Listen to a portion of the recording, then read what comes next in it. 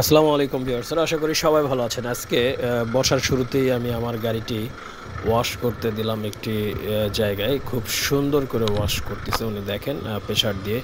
আর এত সুন্দর করে ফোম ওয়াশ আসলে সব জায়গায় করে না, এখানে খুব সুন্দরভাবে ফোম ওয়াশ করছে। একজন বাইকারের বাইক যখন দেখে যে খুব যত্ন করে কেউ পরিষ্কার করে দিচ্ছে, তখন সেই বাইকারটা অনেক খুশি হয়ে যায় সেই ওয়ার্কশপের ওয়াশম্যানের উপরে।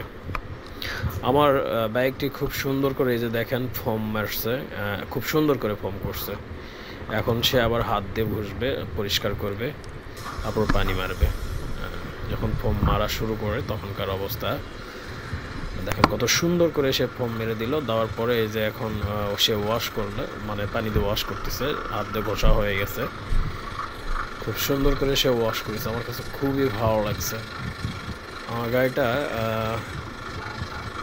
অনেক সুন্দর লাগতেছে, মনে হচ্ছে নতুন হয়ে গেল আমার গাড়িটা, একদম নতুনের মতো। একজন বাইক লাভারের কাছে এটাই তার ভালো লাগা, যখন তার গাড়িটি পরিষ্কার এবং পরিচ্ছন্নতা থাকে, নতুনের মতন লাগে দেখতে।